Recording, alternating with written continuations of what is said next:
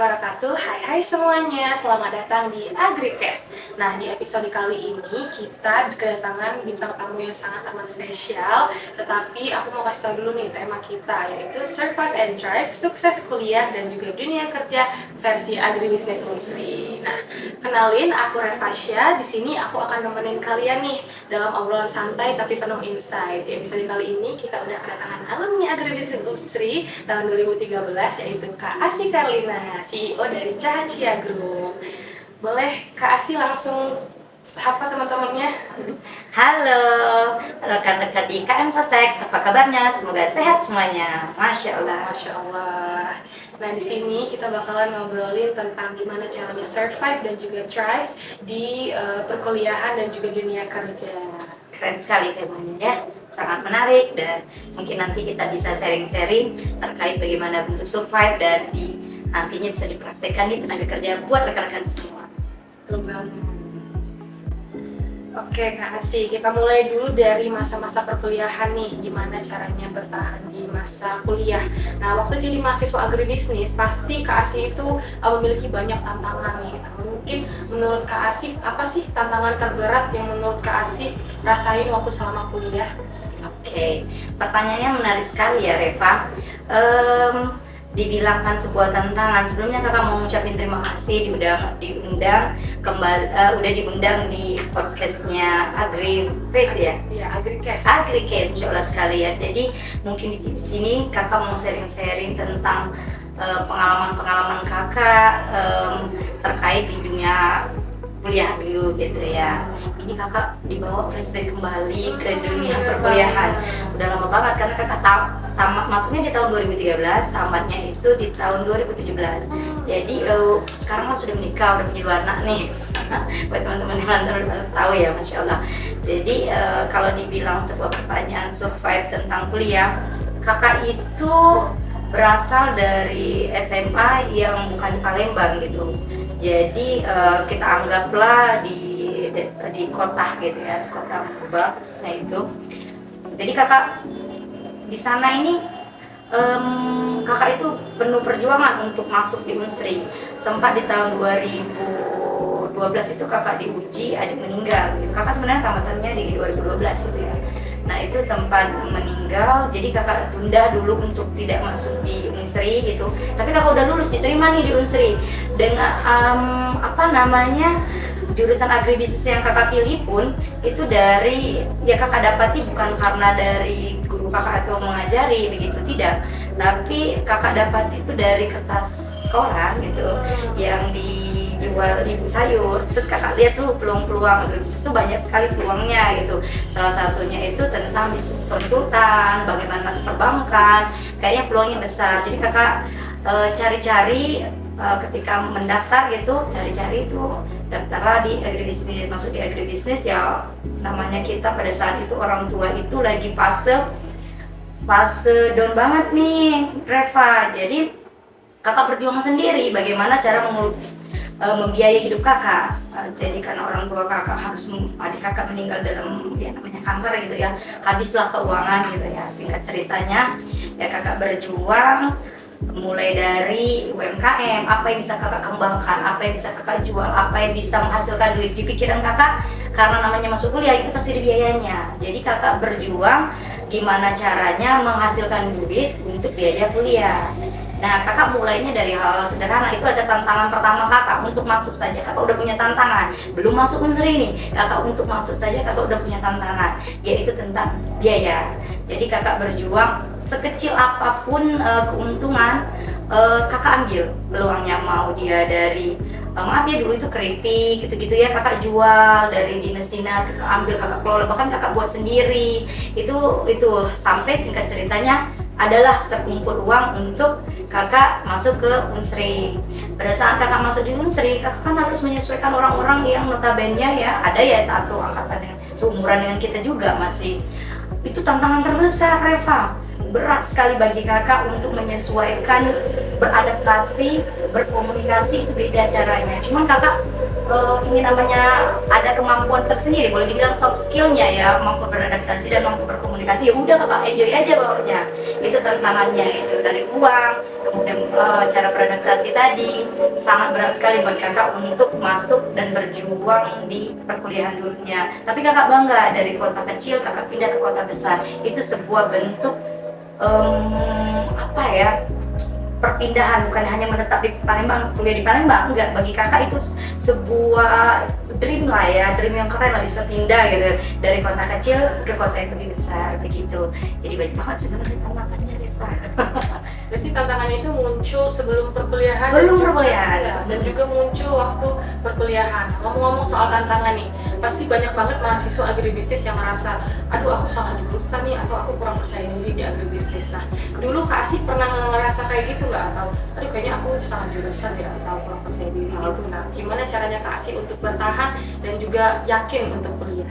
Oke, jadi Reva, kakak itu memang sukanya alam. Kakak suka alam, kakak suka hijau. Kakak juga baru sadar ya, ketika kakak udah tamat, kakak itu ya warna memang dari dulu udah tahu ya, warna hijau itu kesukaan kakak. Kakak suka alam, kakak suka yang berhubungan dengan namanya alam, terutama hutan, terutama tentang tanaman. Kakak suka. Jadi memang basicnya kenapa ngambil agribisnis ini, kakak pikir oh ini loh tetap jadi sarjana pertanian. Sebenarnya dulu pernah nonton film juga ya, sarjana pertanian itu dulu namanya insinyur pertanian. Sebelum SP itu dulu gelarnya insinyur pertanian. Keren, insinyur pertanian, punya ratusan hektar pertanian. Itu di sebuah film yang pernah kakak tonton gitu. Jadi kakak kebalikan ke kakak keseharian, kakak suka alam, suka tanaman, suka semua. Jadi kakak merasa enjoy, nyaman ketika memilih di Unsur itu ada agribisnis yang tadi notabene kakak temukan di kertas koran bungkus sayur itu. Ini nih kayaknya cocok nih dibuat bagi kakak. Itu memang kakak menjalaninya sangat enjoy sekali. Ketika turun udah dapet nih 2 kali nih. Yang pertama kakak udah diterima tapi adik kakak sakit. Yang kedua kakak coba lagi dan kakak tetap diterima.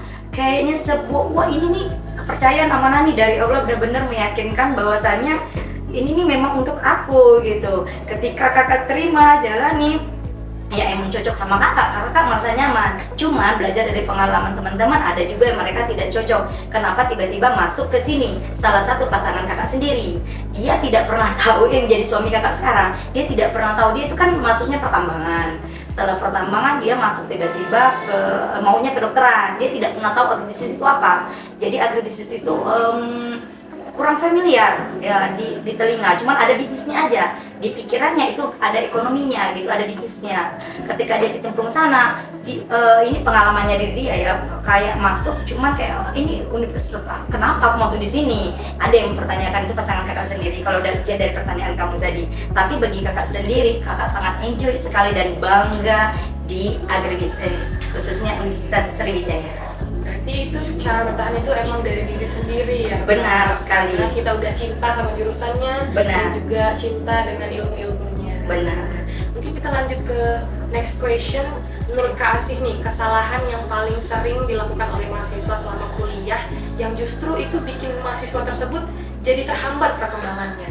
Oke, kalau dari diri kakak sendiri dibilang sebuah kesalahan, gimana ya? Kalau sebuah kesalahan, kakak selalu orangnya belajar bertanggung jawab atas sebuah pilihan.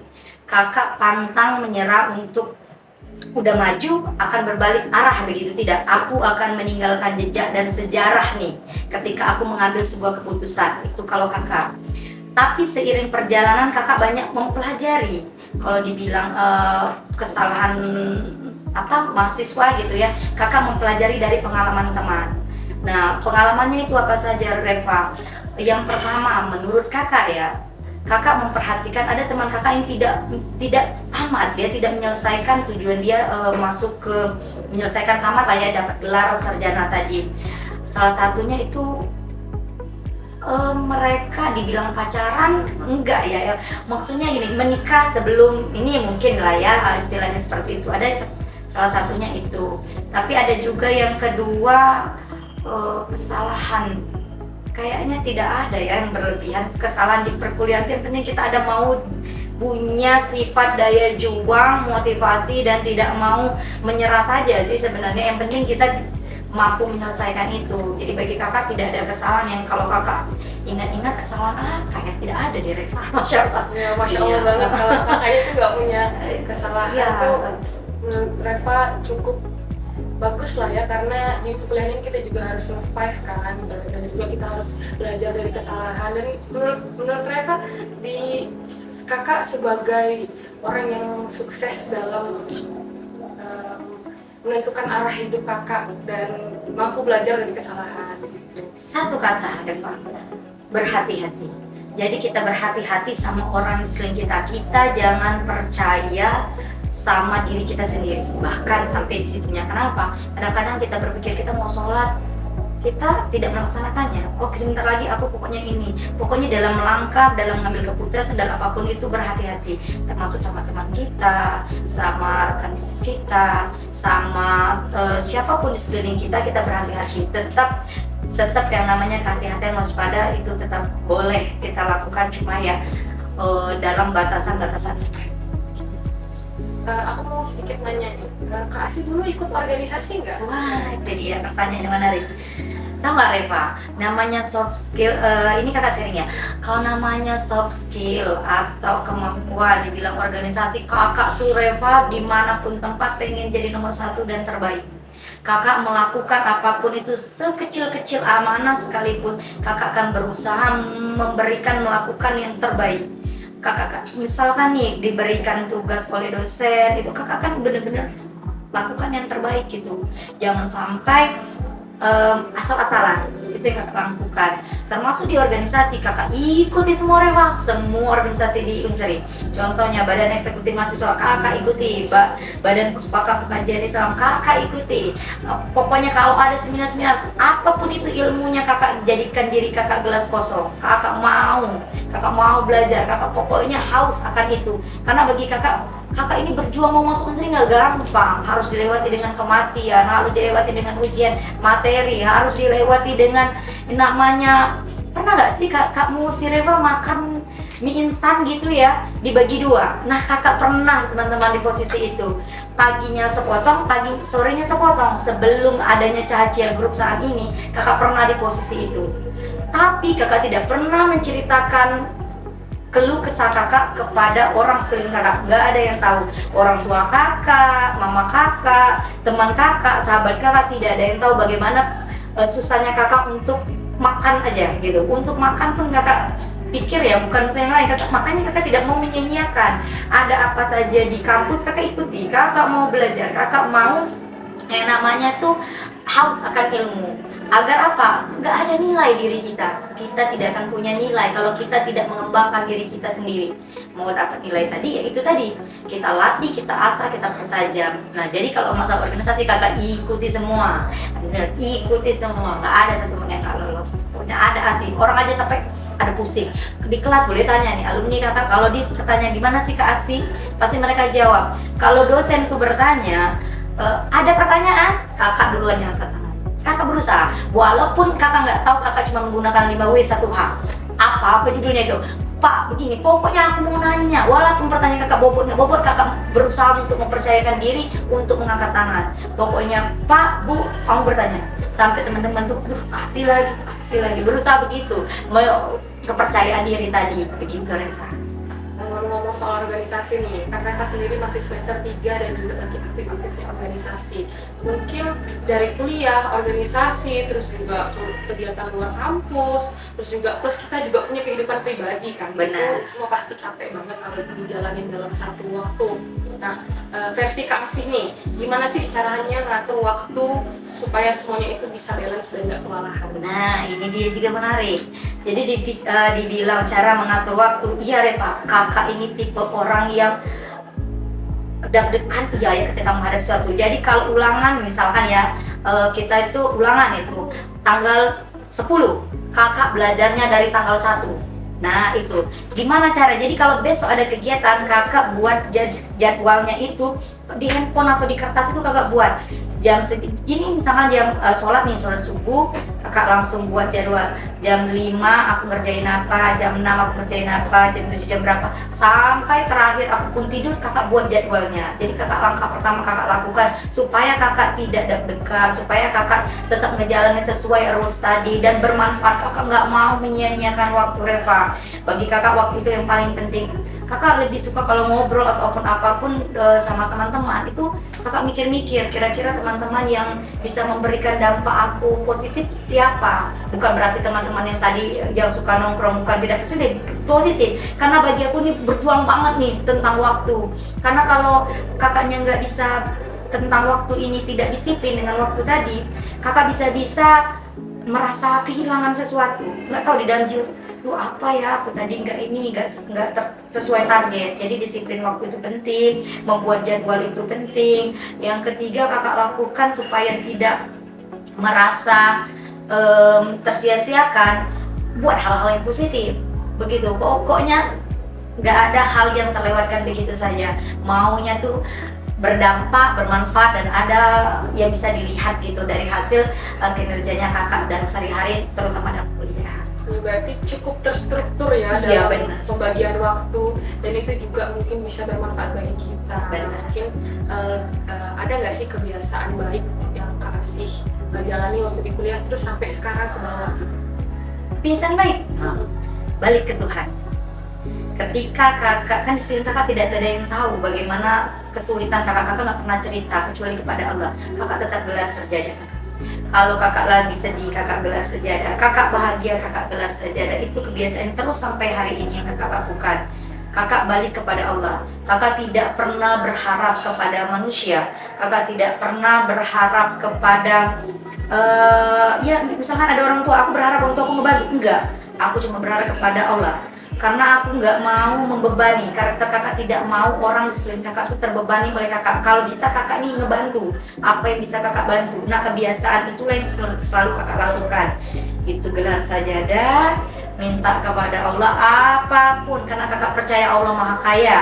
Allah itu sangat kaya sekali. Jadi kayak ya udahlah, hari ini aku nggak ada duit, ya Allah hari ini aku nggak ada duit, tapi aku percaya ada aja yang ngantar makanan, ada aja yang ngasih solusi. Aku ingat betul ya, dosenku namanya Bu Eka. Halo Bu Eka.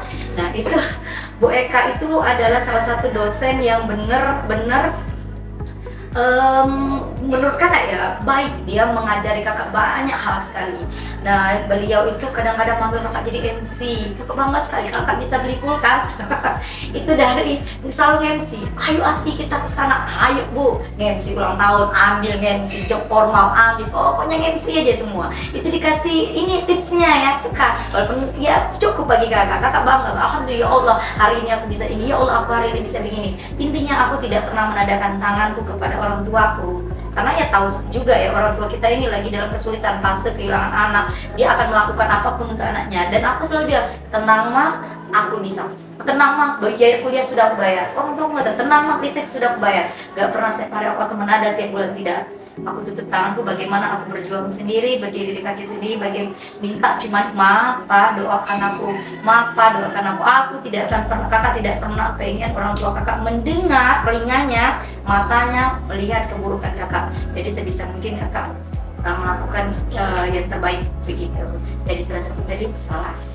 Benar banget, kebiasaan baik yang tidak boleh kita tinggal itu adalah Ya balik ke Allah nih. ingat Tuhan. Iya. Mungkin ini yang terakhir dari tentang masyarakat di dunia kuliah. Ini cukup menarik nih pertanyaan karena kakak juga cukup kepo. Iya, boleh. Kalau Kak Asih boleh ngulang masa kuliah nih, hal apa yang pengen diperbaiki dan pengen dimaksimalkan? Di masa kuliah tuh ada rasa sakit. Nah, ada rasa sakit di mana awal kakak membentuk usaha Reva. Boleh ini agak sedikit panjang ya.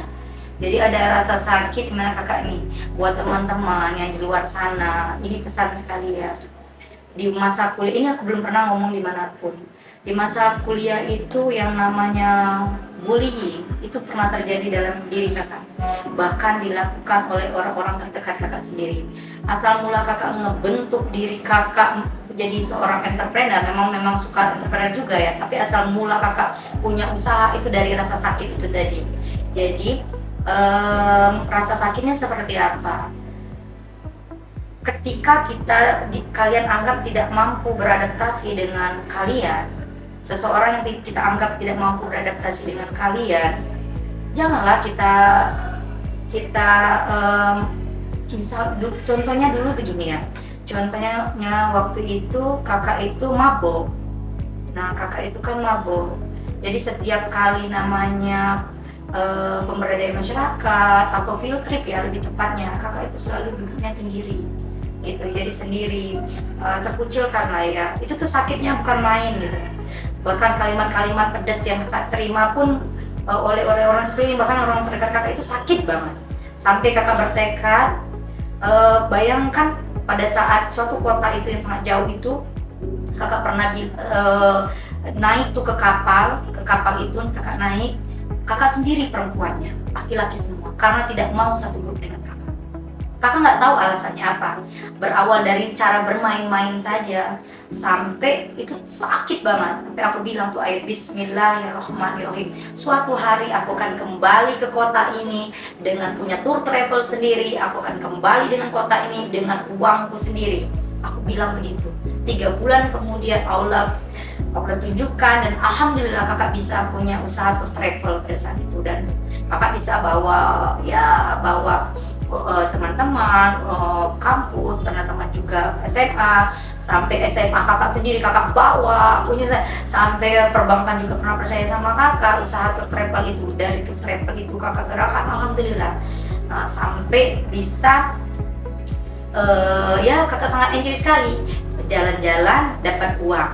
Lalu nanti kakak buka usaha berikutnya gitu ya, buka usaha rumah makan, oleh-oleh, dan sampai dulu namanya Asisi ya. Nama usaha kakak tuh oleh-oleh Asisi, semuanya Asisi. Cuman karena kakak adalah seorang perempuan, kakak menikah dan punya anak, kakak stopkan beberapa cabang gitu, dan kakak close gitu ya. Kakak beralih menjadi seorang ibu itu seperti apa, menjadi seorang istri yang baik itu seperti apa, sampai rasa sakit itu hilang. Rasa sakit seiring waktu, namanya kita dilema jadi entrepreneur sebagai rolling coaster deh. Naik turun. Wah, kalau kita tidak punya daya juang tinggi, gak akan bisa survive, gak akan bisa yang namanya pencapaian sukses, punya karyawan, gak akan bisa. Sampailah kakak menenangkan diri, kakak berdamai sama diri kakak lepaskan orang-orang yang menyakiti kakak tadi. Kakak anggap ya udahlah, salahku. Aku juga kan usianya lebih tua daripada di usia mereka. Bukan mereka yang tidak beradaptasi, mungkin itu adalah kurangku. Kakak berusaha untuk berdamai. Jadi gak jadi masalah. Jadi kakak tetap ya udah menganggap dia tetap teman gitu. Tidak ada rasa luka lagi. Sampai kakak mau beranikan diri lagi buka usaha. Itu ada Cacia Group saat ini, dan beberapa lini bisnisnya. Ada juga bisnis pertanian. Kakak tetap gerakkan Reva. Bisnis pertanian kakak punya 117 hektar hari ini. Itu perkebunan sawah. Kakak punya Cacia Lele, bergerak di bidang ikan ternak budidaya itu sampai 1 ton per minggu, alhamdulillah ya. Dan kakak punya di bidang olahraga juga ada, itu ada mini soccer Caci ya, yang notabene ya semua bisnis kakak itu cukup besar ya, biaya untuk membuat itu. Dan kakak juga punya ya di retail gitu ya. Ini cerita biar bukan untuk kenapa ya, tapi untuk memberikan motivasi buat adik-adik agribisnis. Jangan menyerah. Dari keterbatasan, kekurangan, kita bisa melakukan yang terbaik apa yang kita mau. Jadi itu tadi Indomaret kakak punya, masya Allah sekali gitu. Dan lini-lini bisnis lainnya ada Cacia Mart juga, jadi kita franchise gitu, tapi bentuk dari Cacia Group sendiri, itu yang kakak bentuk sendiri. Jadi jangan pernah menyerah. Begitulah Reva terkait tentang perjuangan kakak dan pengalaman kakak. Sangat penting namanya di organisasi, di Unsri, bagaimana berjuang dan jangan pernah menyerah untuk mencapai sebuah mimpi kita.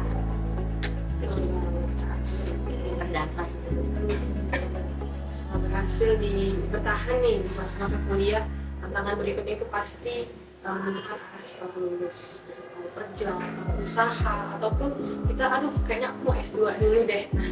Kak Sini, sekarang kita masuk ke fase setelah lulus nih. Gimana di fase drive berkembang di dunia kerja dan juga bisnis. Nah, setelah Kak Asih lulus di tahun 2017, gimana sih fase awal Kak Asih? Apakah langsung lancar dulu atau sempat kebingungan dulu nih? Aduh gimana ya aku mau mulai usaha aku gitu. Oke, jadi karena kakak udah basicnya waktu kuliah itu Reva udah bisnis gitu ya. Jadi udah bisnis dan partnernya kakak ini juga orangnya kuat sekali ya, motivasinya, nilai juangnya itu namanya Kak Samsul Bari. Insya Allah pada tahu ya. Dia sangat kuat sekali untuk namanya kesuksesan. Bagaimana melihat jangan sampai pasangannya ini kekurangan, dia akan bagaimana berusaha yang terbaik gitulah ya. Nah kami berdua itu berkolaborasi untuk berjuang gitu untuk mencapai kesuksesan apa yang kita mau, terutama ngebantu banyak orang. Kami itu memang bertekadnya sama deh, bukan tidak suka ya, memang tidak suka juga ya, tidak suka aturan. Jadi kami tidak suka dengan aturan, kami lebih suka membuat peraturan. Kami tidak suka diatur dengan waktu begitu ya, karena memang nggak cocok lah ya, nggak cocok sama diri kita tuh. Harus mengenali diri dulu Reva, diriku nih mau kemana nih, aku masuk agribisnis, aku nih mau ngapain gitu loh, nyamannya aku apa gitu. Jadi kalau kakak tadi kan kenapa memilih tour travel, karena kakak suka jalan-jalan dapat duit. Nah kenapa aku ini masuk agribisnis gitu, apa yang bisa aku kembangkan, apa yang bisa aku hasilkan. Aku tanya pada diriku sendiri, masalahku apa? Oh masalah aku tidak bisa diatur. Jadi kakak tuh nggak bisa diatur. Ya udah deh aku buat aturan, aku buka pekerjaan aja, lapangan pekerjaan aja, itu solusinya. Kakak cari masalah, kakak cari solusi yang bisa bikin kakak happy. Nah itu dia. Jadi kakak buka usaha tour travel dapat duit, kakak merasa happy. Udah kakak jalani. Nah ketika tamat di 2017, meneruskan dari hobi tadi.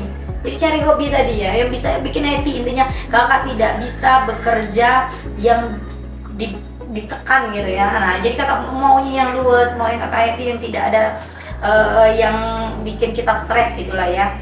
Nah kakak ambil di 2017 itu usaha yang kakak lanjuti dari kuliah tadi.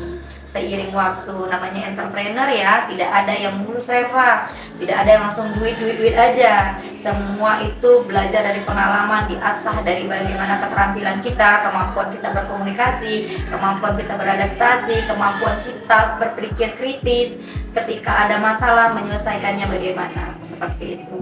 Jadi buat teman-teman di luar sana, buat teman-teman agribisnis, kalau saran kakak setelah 2017 maksudnya setelah tamat itu tanyakan dari sekarang aja, nggak terlambat kok. Sebelum tamat itu kita mau ngapain sebenarnya udah cocok nih. Dia kalau udah kecemplung itu takdir Allah namanya. Nah takdir ini tadi pilih aja gimana caranya menjalani takdir ini dengan bahagia, tapi kita cari blind spotnya. Kekurangannya di mana, apa yang menjadi peluang. Bayangkan kakak dulu pernah mencari peluang di dalam kelas itu, orang fotokopi loh Reva. Ini dosen dulu fotokopi, punya buku ya, tapi nggak ada yang mampu beli, tapi kata dosennya boleh untuk di fotokopi. Kakak ambil sini, kamu capek kan, mau sibuk kan, sini fotokopi sama aku aja. Itu untungnya cuma 25 perak satu kertas, satu lembar. Kakak ambil Reva, jadi duit, lumayan buat makan siang, begitu. Jadi cari peluang, cari masalah di kelas, manfaatkan peluang itu. Oh teman-teman tadi mungkin suka kacamata, ya udah kita carikan kacamata gitu. Ini atau aksesoris, lihat peluang di kelas itu dulu, di paling dekat. Kalau kakak diri kakak, lalu di luar kakak lihat di kampus tadi, di ruangan kakak, ya kakak cari di situ. Nggak usah yang muluk-muluk dulu. Sama halnya mau ngapain kita di setelah tamat, lihat dulu sekarang ngapain gitu Pak. Berarti usaha ini nggak muluk-muluk lancar langsung ya? Enggak. Banyak sekali obstacle dan juga tantangan yang udah Kak Asih lalui. Nah, sebelum Kak Asih terjun di dunia bisnis nih, atau sempat kerja dulu nggak dulu? Ada sempat kerja nggak? Iya. Kalau dibilang bekerja, kakak memang tidak suka bekerja Reva, karena kakak itu kan kalau digaji gitu ya. Jadi menurut kakak udah digaji, kakak tuh nggak suka menunggu Reva, orangnya mau gerak aja, punya hari ini mau ngapain sih. Nah kalau terstruktur tuh kakak tuh merasa tertekan. Kenapa kakak tidak lanjut S2? Ya itu salah satunya, kakak kebingungan, punya kekurangan. Itu kekurangan kakak tidak bisa diatur tadi. Jadi kakak cari kekurangan kakak, cari kelebihannya. Nah kakak tidak bekerja tapi kakak nyari pekerjaan, memang nggak gampang Reva. Jualan snack, Pernah nggak kalian jualan bensin perempuan? Kakak pernah jualan bensin. Ini pertama kali cerita loh. Ini pertama kali. Jadi pernah jualan bensin itu di pinggir gitu ya. Beli suruh ini kita stok gitu ya, jual. Itu bahaya sebenarnya. Cuma ya gimana lagi, pada masa itu menurut kakak itu yang terbaik. Itu lumayan, kakak bisa menghasilkan uang pada saat itu ya. Sekarang Kak Asi ini kan mengelola beberapa bidang nih di usaha-usaha Kak Asi. Dari semua itu, bisnis pertama yang Kak Asi rintis itu apa dan juga tantangan terbesarnya? Oke, jadi berawal dari rasa sakit, kakak buka usaha tour and travel. Menjalani usaha tour and travel tadi, ya pasti banyak tantangan ya dalam usaha itu, gimana cara menghasilkan uangnya gitu. Jadi dari usaha untuk travel, kakak berani, ya pada saat itu ada bantuan juga ya, walaupun tidak banyak gitu, tapi bisa mencukupi kemampuan kakak, komunikasi kakak, kemampuan kakak meyakinkan orang sehingga orang percaya, sehingga mau pakai jasa kakak. Pada saat itu alhamdulillah berjalan nih usaha tour travel, dibuka di usaha tour travel. Kakak berani pada saat itu sewa ruko 3 lantai. Usaha sewa ruko 3 lantai, pada saat itu bayarannya masih di 75 juta, masih kuliah lu itu. Semester berapa ya? 4 kalau kakak salah, 4 atau 5 gitu ya. Itu kakak sewa. Nah dari usaha itu kakak bingung. Pertama kali itu kayak masuk lah. Rupanya usaha tour travel itu butuh meja, butuh kursi, butuh monitor, butuh karyawan. Lah kakak mikir, ini harus selesai, gimana ya Allah, balik lagi sejadah. Gimana ada aja cara Allah memberikan rezeki, entah dibantu ada, entah dari kakak kemampuan kakak mengajak orang untuk meyakinkan bahwa usaha kakak ini bisa menghasilkan uang loh. Akhirnya Allah itu kasih kepercayaan dan kakak bisa menutupi ini. Ada karyawannya, ada mejanya, ada ininya. Lalu kakak terkendala lagi, punya masalah. Ruko 3 lantai ini sayang banget nggak dimanfaatkan. Untuk apa ya? Segede ini nggak akan bisa mencukupi kalau hanya kakak fokus di situ. Kakak berpikir ulang, apa ya? Lihat di depan sana, di halamannya itu tidak terpakai. Bagaimana membuat keramaian? Bagaimana orang bisa melihat ruko ini? Gitu. Bagaimana biar di depan itu termanfaatkan? Kakak buka usaha. Dulu itu namanya ikan sungai Asisi. Nah, kakak buka usaha ikan sungai karena kenapa? Papa kakak seorang nelayan. Jadi di sana itu banyak sekali ikan-ikan sehingga kakak tuh kelola ikan itu jadi kemasan, jadi UMKM, jadi bagus banyak ya. Omsetnya pada saat itu ya 2 sampai 3 juta sehari gitu. Alhamdulillah sekali kakak mau, wah keren juga gitu ya. Jadi dibuka usaha sana. Setelah kakak berpikir lagi, kakak tidak berhenti di sana. Udah nyaman sebenarnya ya, udah bisa cukupi ruko tadi. Kakak berpikir, lah kenapa hanya bahan mentah saja, kenapa tidak diolah yang langsung orang datang langsung makan. Jadi kakak buka rumah makan di dalamnya ruko yang bawah tadi. Kakak bukalah rumah makan, namanya juga sama, rumah makan Pindang Asisi. Jadi ada ikannya, orang bisa makan. Setelah orang makan, orang bertanya, ini nggak ada oleh-oleh begitu. Jadi kakak mikir, wah ini kayaknya tambah lagi. Jadi kakak buka usaha lagi di depannya, di sampingnya lagi. Itu masih space-nya luas gitu ya. Ada space cukup luas. Kakak buka usaha kerupuk kemplang Asisi. Jadi orang sudah belanja di depan, bisa makan sekaligus juga bisa bawa pulang oleh-oleh. Jadi tidak fokus hanya di situ saja, bukan tour travel udah gitu, enggak, kayak berpikir kreatif untuk mengembangkan apa lagi yang menjadi peluang. Alhamdulillah pada saat itu berjalan lancar. Nah, yaitu dia Covid datang. Di 2019 Covid tiba, yang dimana harus ditutup begitu ya. Kita harus online, kita balik tuh home lagi. Jadi itu tantangannya berat juga bagi kakak yang udah jalan. Walaupun pada saat itu bayangkan kakak sudah buka sampai 16 cabang ya di beberapa tempat, terutama kerupuk tadi gitu ya. Jadi udah banyak buka cabang, Covid datang, wah habis semua Reva. Bayangkan di posisi kita berjuang sudah tenang di zona nyaman, sudah jalan, tiba-tiba Covid menyerang. Walau alam lagi, kita kembalikan lagi kepada Allah. Mungkin yang terbaiknya itu kakak kembali ke rumah, kakak belajar dari rumah, mempelajari semua bagaimana caranya. Akhirnya online kan semua Reva. Alhamdulillah setelah online itu jauh lebih besar rupanya. Nah ceritanya Allah itu sangat indah gitu ya. Jadi sangat besar omsetnya, tapi kakak kerja dari rumah. Kakak tidak perlu membayar karyawan yang terlalu banyak, tapi bekerjanya lebih terstruktur lagi dan tidak se-ekstra ketika kita belajar ketika berdagangnya umum tadi. Itu banyak banget perjuangannya Reva berat sekali. Kakak bilang, tapi jangan pernah menyerah. Pokoknya kakak coba terus dan berpikir kreatif apa yang menjadi peluang. Secerca peluang pun kakak ambil ya. Betul. Memang COVID ini bisa menjadi tantangan terbesar kita, bukan di bidang usaha aja, tapi mahasiswa juga nih. COVID itu bisa menjadi tantangan terbesar dari mahasiswa maupun pengusaha. Benar.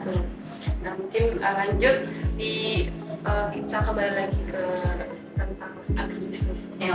Ilmu agribisnis apa yang kepake di perjalanan bisnis kakak? Ilmu agribisnis apa yang kepake ya? Jadi semua ilmu di agribisnis itu alhamdulillahnya itu sangat terpakai.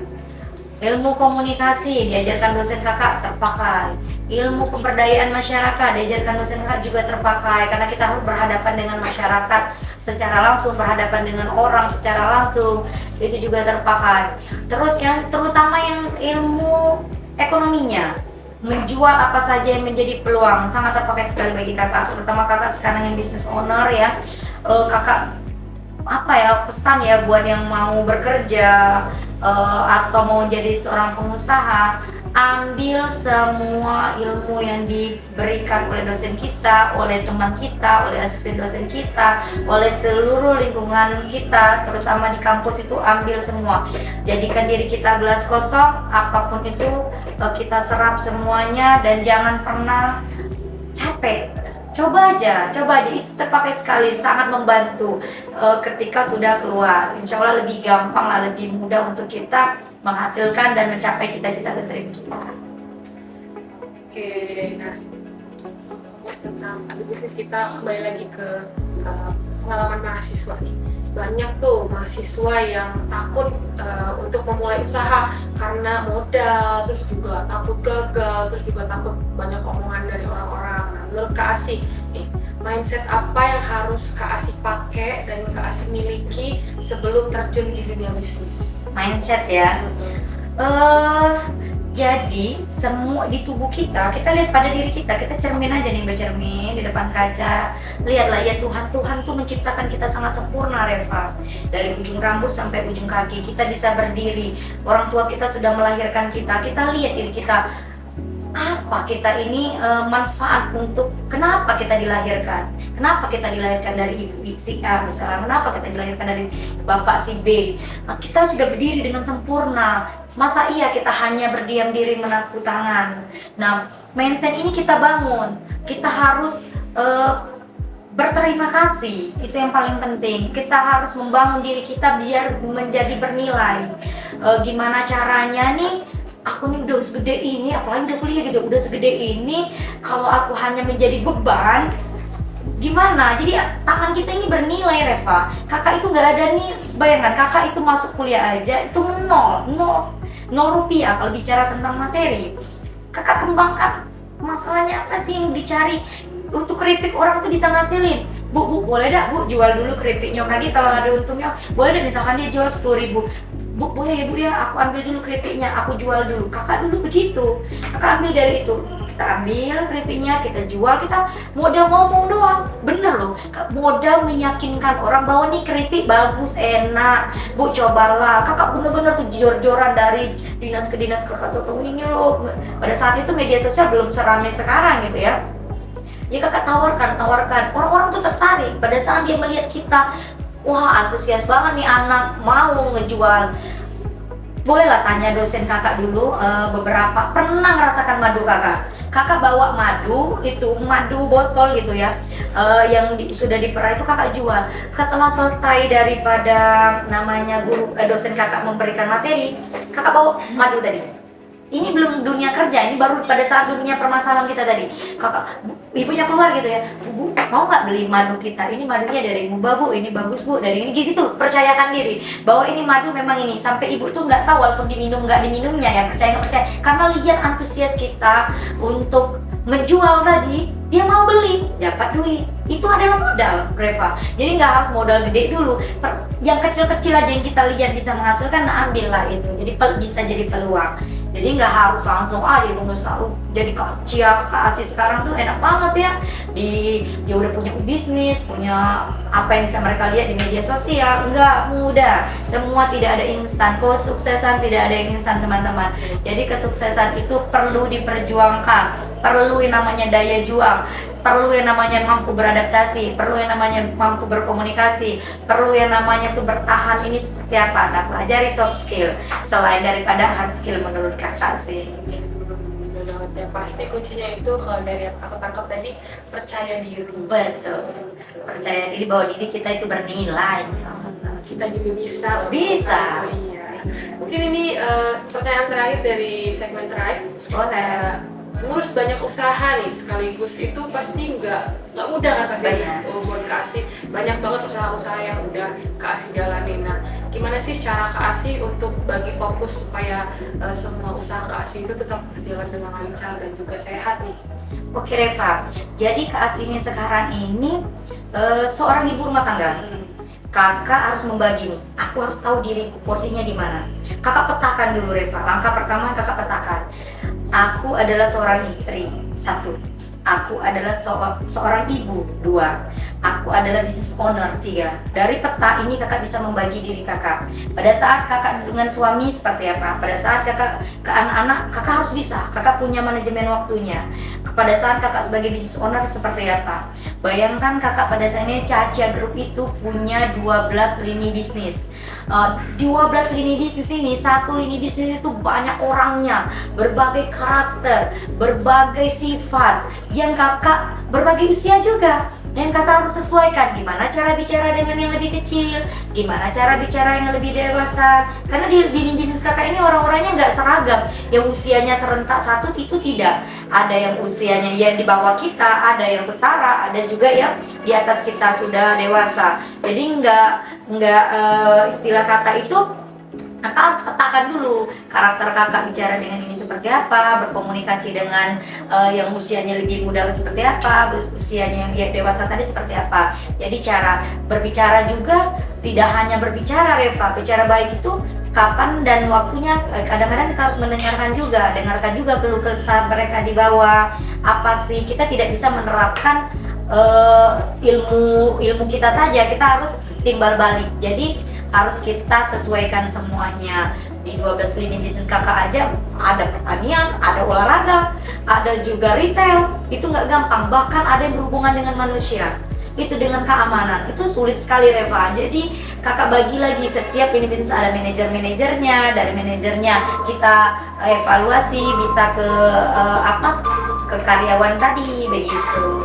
Jadi banyak hal lah, yang penting kita bisa memetakan terlebih dahulu, lalu beradaptasi dengan siapa-siapa di bawah kita, sehingga bisnis kita berjalan lancar, bisa menghasilkan uang, bisa membantu banyak orang. Pembagiannya itu paling penting ya. Iya, betul. Nah, kita masuk nih ke sesi tanya jawab teman-teman dari KM Sosek. Kan kalian ini udah ngumpulin nih pertanyaan-pertanyaan yang udah diisi dari Google Form. Nanti pertanyaan-pertanyaan itu bakalan dipilih langsung oleh Kak Asih dan bakalan dijawab langsung. Apakah gerangan pertanyaannya? Bukan? Iya, harus itu insya Allah sekali. Oke. Nah, di sini ada beberapa pertanyaan Kak Asih. Boleh dipilih satu. Bebas. Bebas Kak Asih. Ini menurut Kak Asih menarik dan bisa Kak Asih ceritakan. Oke. Tantangan kali ya. Mungkin yang nomor baca dulu kali ya. Boleh.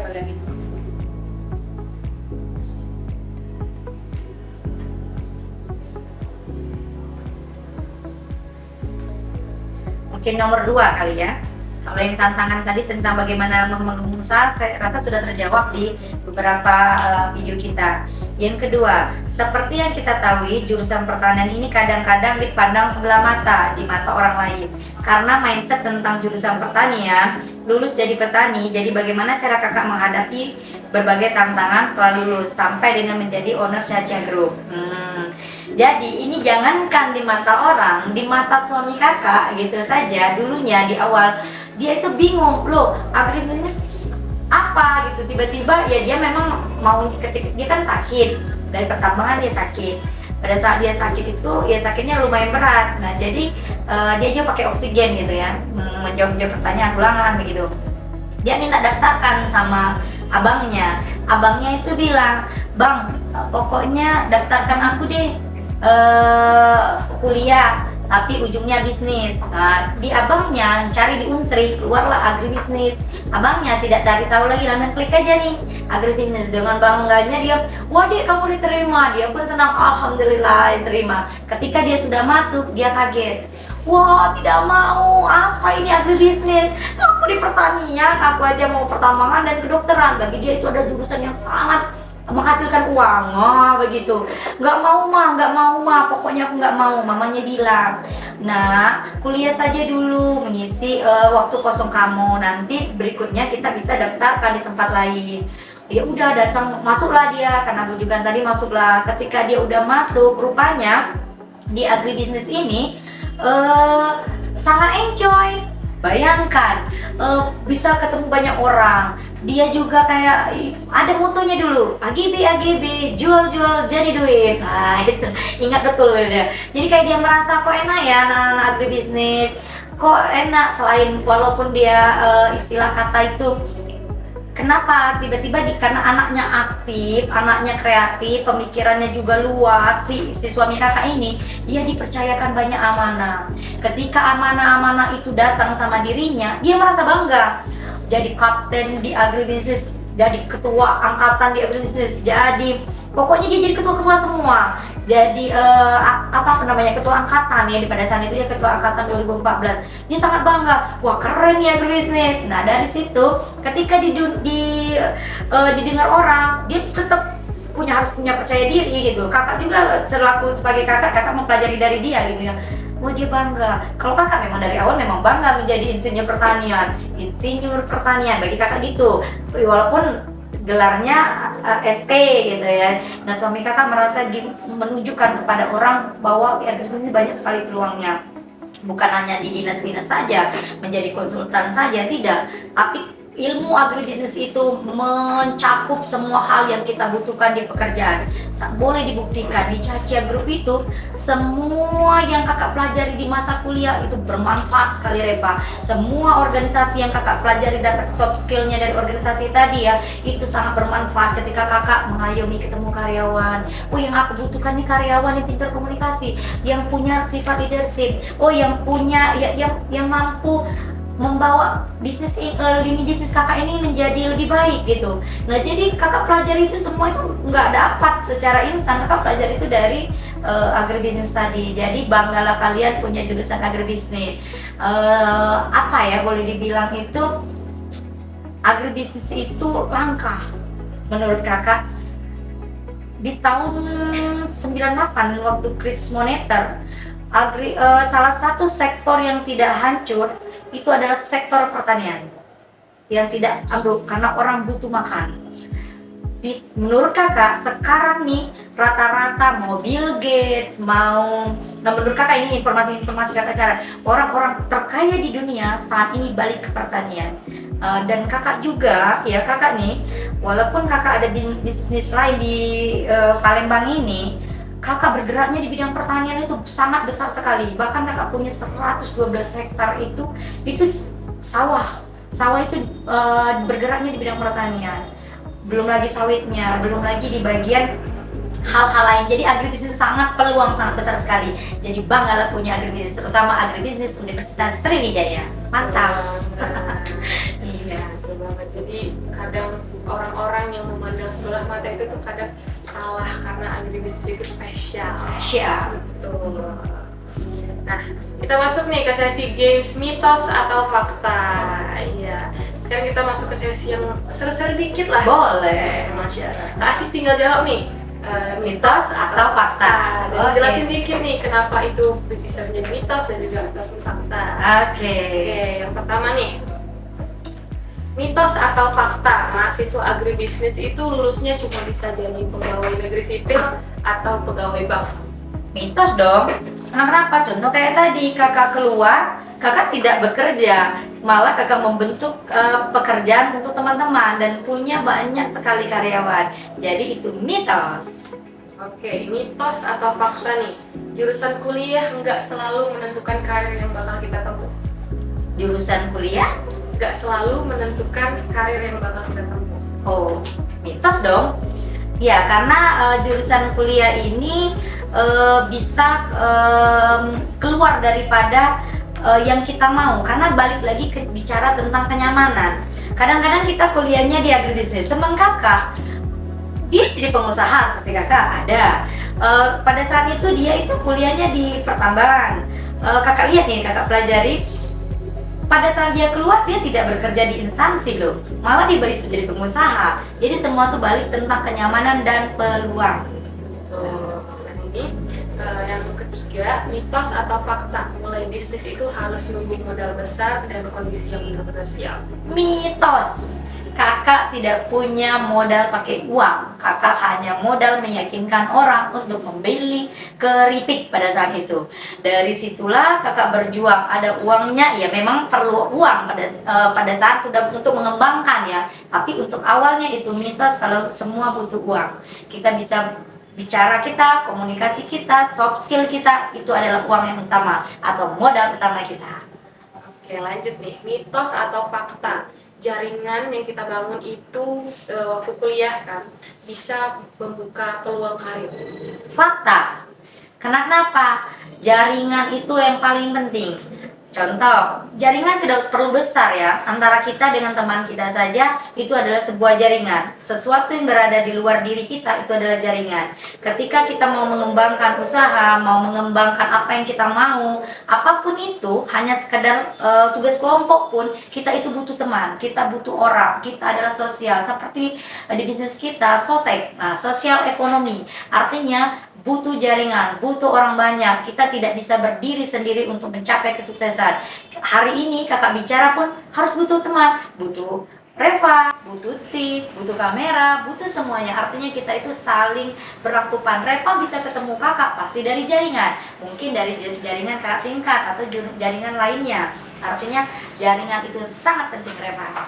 Oke, mitos atau fakta nih, mahasiswa yang gak aktif organisasi pasti kalah saing setelah lulus. Mitos atau fakta ketika Mahasiswa yang tidak aktif organisasi itu pasti kalah saing. fakta. Jadi ketika kita tidak mengikuti organisasi, kita itu untuk bicara itu butuh banyak orang, Reva. Kita tuh nggak bisa bicara tentang misalnya berdiri sendiri nih. Organisasi itu lebih dari seseorang nih. Ada kamu itu udah organisasi, Reva, menurut kakak ya. Karena apa? Lebih dari satu orang. Artinya soft skill itu bisa dibangun dari organisasi. Jadi fakta kalau kita nggak bisa ya kalau cuma mengandalkan diri kita sendiri atau hard skill kemampuan kita yang bisa itu aja, tidak akan bisa, akan sulit gitu ya, akan walaupun ada tuh langka gitu. Kita butuh yang namanya kemampuan organisasi. Sesuatu orang yang lebih dari satu itu adalah organisasi menurut kakak. Oke, selesai nih udah sesi games mitos dan fakta kita. Sebelum kita akhiri di sini Ex Agricast nanti, aku mau minta satu pesan nih buat Kak Asih, buat teman-teman KM Sosek. Nah, Kak Asih, apa sih satu nasihat atau satu pesan yang paling penting buat mahasiswa KM Sosek yang sekarang masih ragu dan bingung untuk masa depannya? Oke. Buat teman-teman, ini bukan kakak lebih pintar ataupun bukan kakak buat teman-teman sosek di sana yang sekarang lagi belajar, kalian jangan pernah berpikir mental block. Artinya ketika kalian punya kendala, ketika kalian punya benturan atau jalan buntu gitu, jangan pernah berpikir bahwa kalian itu tidak bisa menyelesaikan suatu masalah dari diri kalian. Percayalah, gelar sajadah kalian tenang. Ketika ibarat air ya, air itu tenang, dia akan mengangkat sendiri endapannya yang terpisah. Ini nih air kotor nih, dia akan turun sendiri kotoran dan jernihnya. Jadi kita harus tenang dulu berpikir, pikirkan secara matang, kemudian kita harus punya mental. Kita tanamkan diri kita bahwa kita itu punya Allah. Allah itu maha besar, Allah itu maha kaya, Allah itu punya jalan sendiri. Kita bukan dibenturkan sebuah permasalahan, tapi pada saat kita ketemu jalan itu, Allah tuh pengen kita jauh lebih baik lagi, pengen jauh mengenal diri kita lagi, pengen kita itu jauh melihat sesuatu yang lebih besar, dan pasti ada jalannya. Caranya adalah pertama, jangan berputus asa. Kedua, terus memotivasi diri kita bahwa kita itu adalah manusia yang sudah Allah sempurnakan, bahwa kita bisa melakukan apapun. Yang penting kita sesuai koridor, balik lagi ke Allah, bukan untuk menjahatin orang ya, balik kepada Allah. Dan mental, jangan mental block. Kita tuh keren, manusia itu sempurna, manusia itu bisa melakukan apapun. Dan kalian yakinlah, yang namanya benturan ekonomi atau benturan gak bisa ngasilin uang itu tidak ada. Percayalah, tidak ada. Kalau tidak percaya, bisa nanti ketemu kakak secara personal. Kakak akan ceritakan secara detail, secara pribadi lagi gitu ya, untuk kalau mau sharing-sharing gimana cara keluar dari zona ketika kakak menghadapi hambatan-hambatan dalam hidup kakak. Walaupun kita diuji oleh sangat sakit dalam diri kita gitu, jadi tetap lanjut untuk berjuang. Oke, terima kasih banyak buat Kak Asi atas sharing-sharingnya yang sangat insightful pada hari ini, dan juga terima kasih buat teman-teman KM Sosek yang udah nonton di sini X Agricast, yang udah dengerin sampai akhir juga. Masya Allah sekali, semoga bermanfaat buat teman-teman di sana. Terima kasih juga buat Reva yang sudah mengajak kakak sehingga kakak bisa bercerita sedikit informasi tentang bagaimana perjuangan kakak di agribisnis sehingga bisa di Cahcia Group. Masya Allah. Masya Allah. Oke, mungkin begitu aja singkat cerita perjalanan dari Kak Asi. Terima kasih teman-teman yang udah nonton episode di sini, diskusi eksklusif with alumni. Sampai jumpa di episode Agricast berikutnya. Wassalamualaikum warahmatullahi wabarakatuh.